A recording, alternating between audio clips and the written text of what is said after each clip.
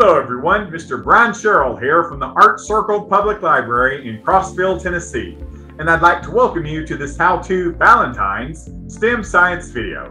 In this video, we'll be conducting a miniaturized nucleation experiment using tiny conversation hearts and diet soda. We'll also be discussing the process of nucleation. Now, before we get started, I want to go over 3 important rules to follow anytime you're conducting a science experiment or science activity. Following these rules will give you your best chance at success.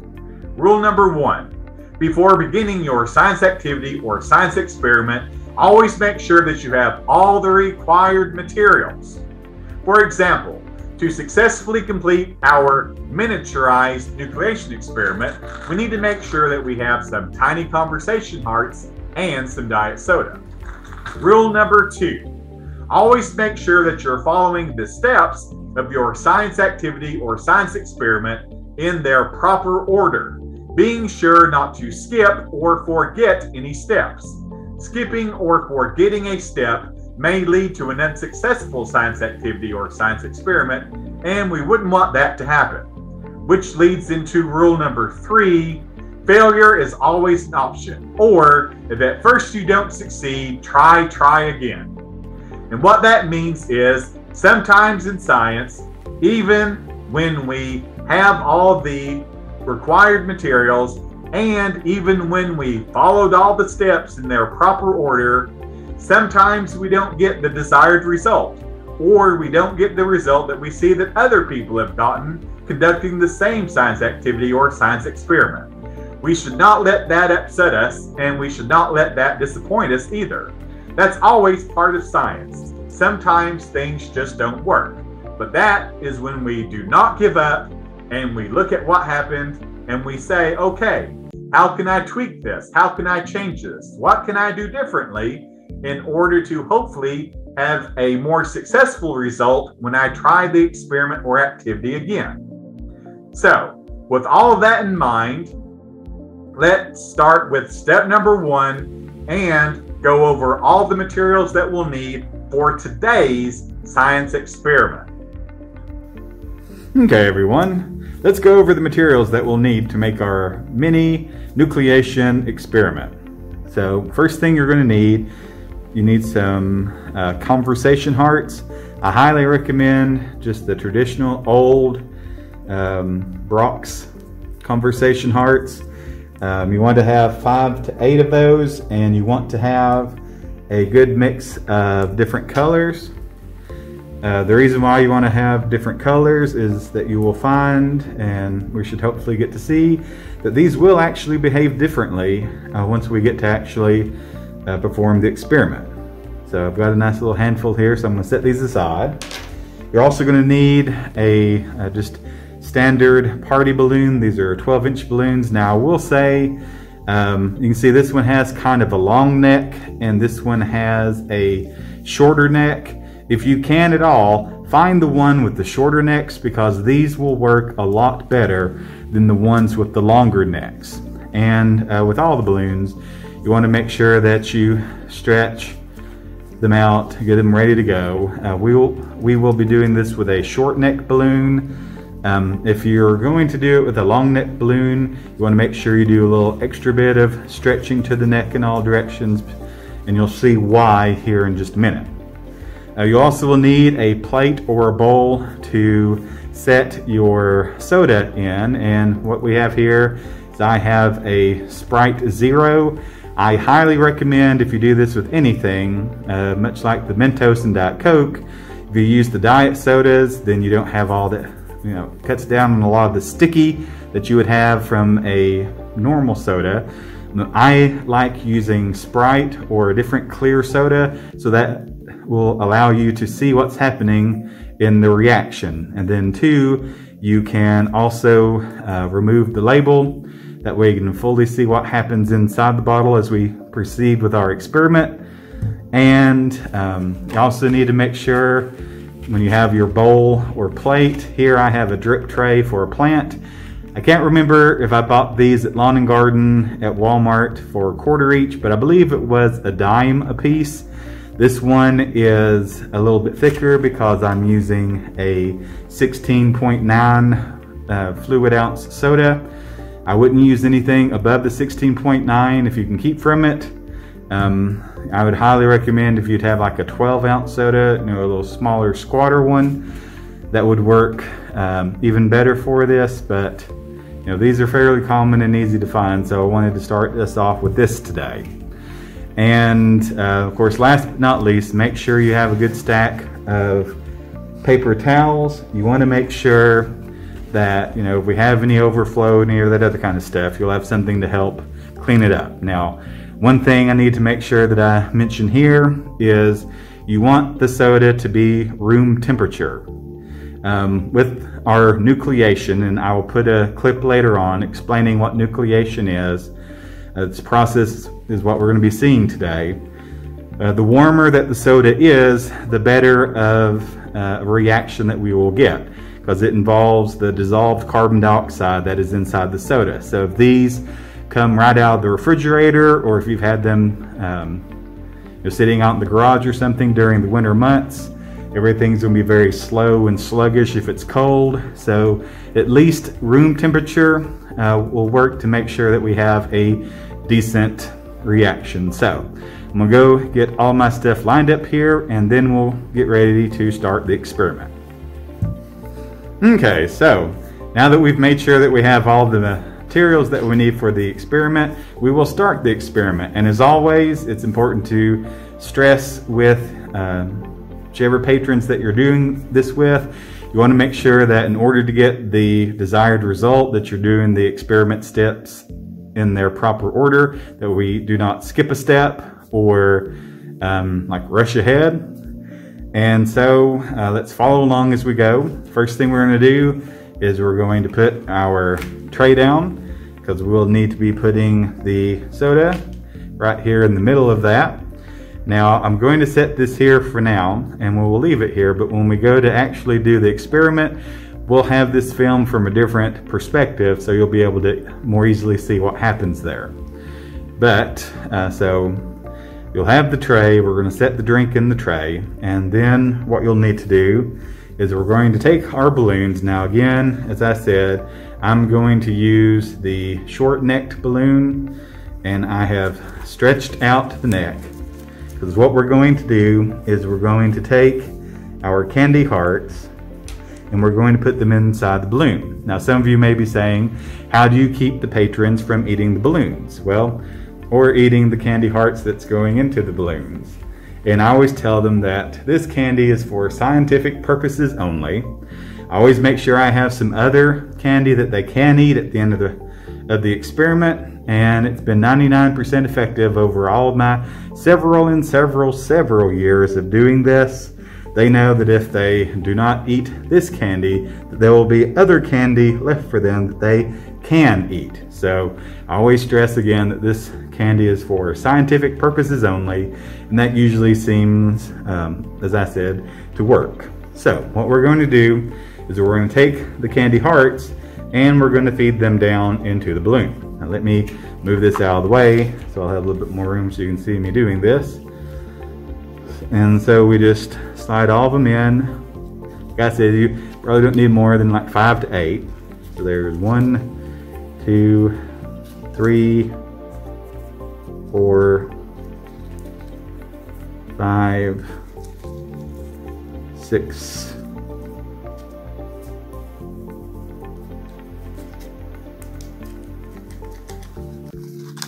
7,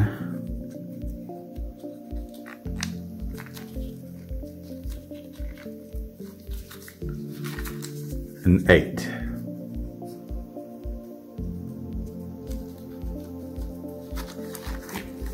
Okay, so now we have all the balloons down in the bulb part of our balloon, all the candy hearts.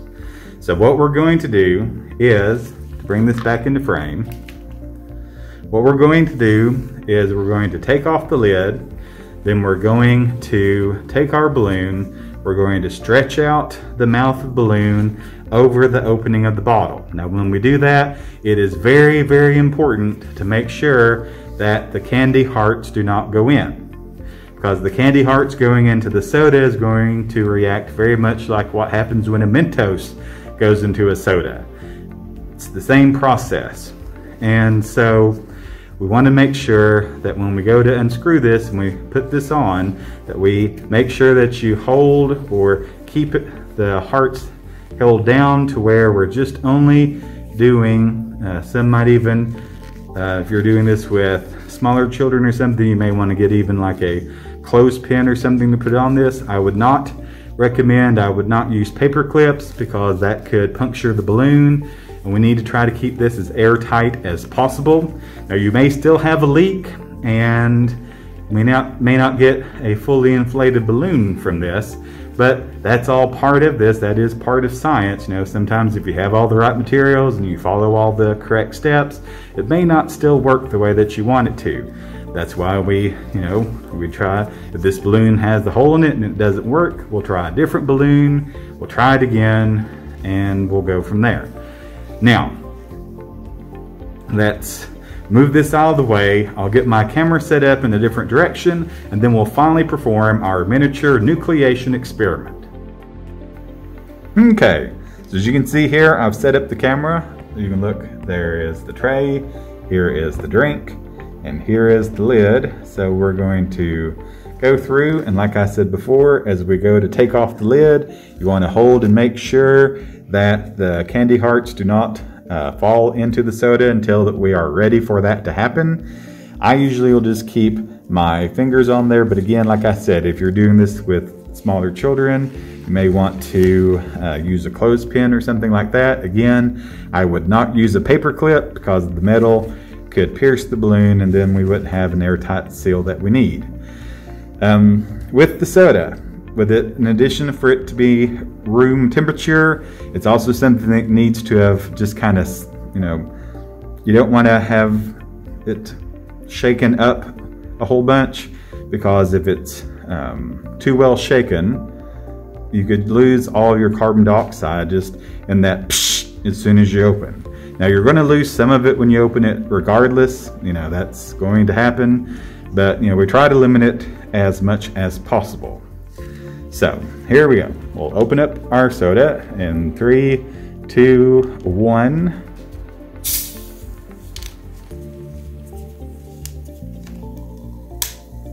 Okay, so I definitely hear some bubbles, but not too terribly bad. Now I'm going to hold on to my candy hearts while I take my fingers and I'm stretching the balloon over it. You want to make sure that you get a good solid seal all around. You can come down below this if you want to. With the carbon dioxide, you'll see that it's all the bubbles, the dissolved carbon dioxide is coming out. It's going into and it's starting to inflate the balloon. We are going to speed up this process now because in the countdown of 3, 2, 1, go, that will be when we'll lift the balloon up and shake the candy hearts down into the soda. So in 3, 2, 1.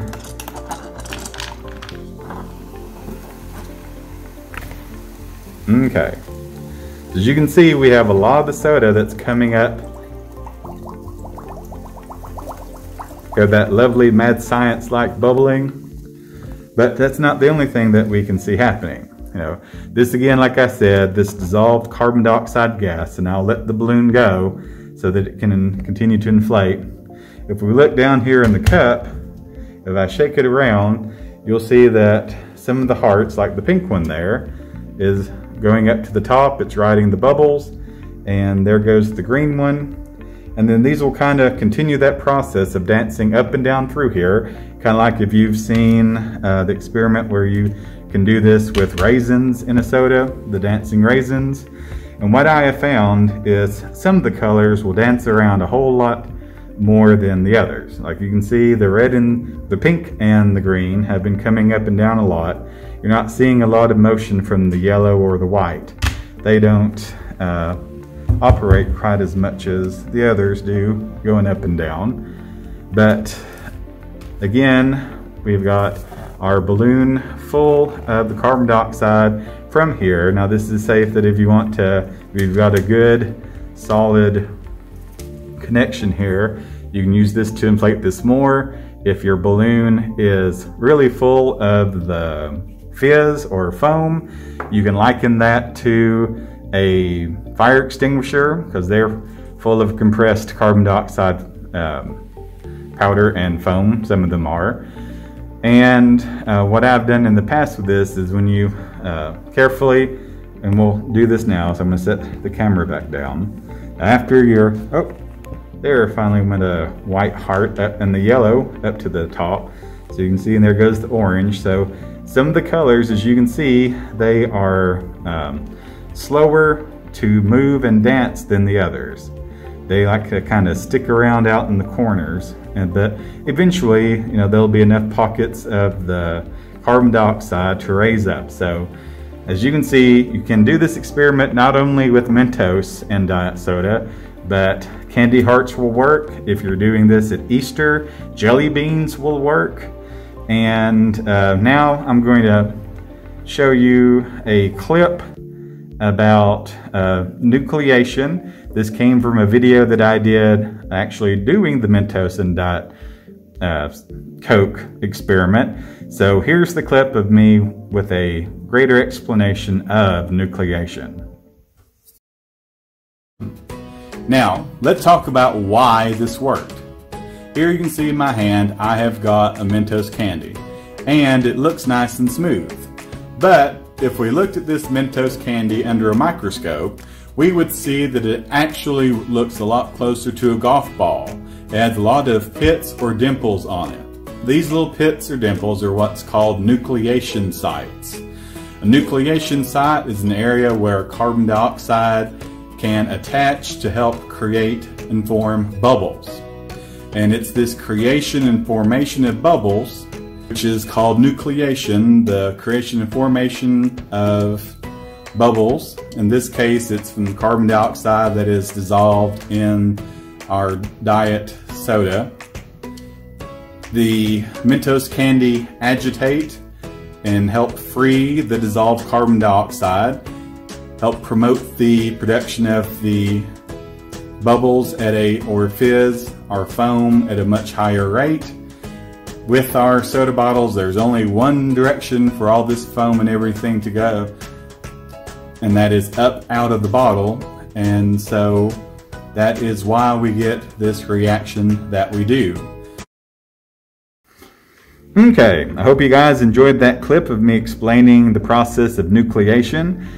Much like the Mentos candies, if we looked at the candy hearts under the microscope, we would see the exact same thing. You know, it seems like a fairly smooth surface, but you can really see, especially as they're going dancing up and down through here, kind of like Cartesian divers, that the same rules apply, collecting in all the surfaces to help with, you know, destroying the bonds of the dissolved carbon dioxide. Now, the last thing that we're going to need to do here is get the balloon off of the bottle. Now, obviously, you do not want to just pop it off and let it go and just let it go all willy-nilly all over the place unless you're outside and you've gotten permission to do that sort of thing. That can create, if you have a lot of liquid in your balloon, can create a mess. What I typically would do is I would just take, you know, my index finger and my thumb and take my other hand on here and just be like 3, 2, 1, then, you know, hold really nice and firmly on the bottle, hold really nice and firmly on the balloon, 3, 2, 1, pop off, and then I've got the balloon and I've got the air. Then obviously the most important thing we do next is we want to tightly put the lid back on the soda. Now, assuming, you know, if hands were clean before you did this, if you had some people, is the soda safe to drink? The answer is yes. It's going to be flavored with whatever, you know, the candy hearts would be in there. It's not something I would recommend drinking, but we didn't put anything in there that is poisonous. With the exception of if you have anyone that has some sort of rubber or latex allergies, it could pick up residue from the balloon as the candy hearts were in the balloon before they went into the soda. So my recommendation is do not drink the soda. This can be like the candy. This was for scientific purposes. You can have some more for your patrons to drink. Now, what I usually would have my patrons do if they want to, just to see, I'm like, kind of like, this is almost like a compressed air freshener, you know, like the ones that you have that kind of go like shh and put some scent up into the air. So you can have your patron or someone, if they want to, you know, they can let this out toward their nose, see if they can smell the, you know, flavors from, or the sweetness from the candy hearts in the soda, or is it just going to be smell like stale air? Or, you know, if we don't want to do that, just very carefully let the air out, and then you can look around and clean up what you need. Thankfully, we had a good balloon for our experiment, so I don't really see much moisture in my tray at all. I hope you guys have enjoyed our miniature nucleation experiment. Remember, you know, it doesn't only have to be Mentos and Diet Coke. You can do this with candy hearts and also jelly beans. And if you're really brave and you want to go outside, or if you have a nice room where you can set this on the floor, you know, obviously not only is the balloon here to catch all of the carbon dioxide gas and the foam, but the balloon is there, it contains the mess, because, you know, if you had a brave person that would allow you to do such a thing, you could set your tray and the soda on the floor without the balloon and see what would happen. You know, then it would be a miniature Mentos and Diet Coke experiment. But again, I wouldn't recommend that unless you've got special permission to do that. So I hope you guys have enjoyed trying out this activity. Check out the Art Circle Library YouTube channel. I've got a whole bunch of other science activities and experiment videos that are on there. And keep checking on TNLibCahoots, as we'll also be adding a lot of other stuff there for programs. And I hope to see you guys again in another video.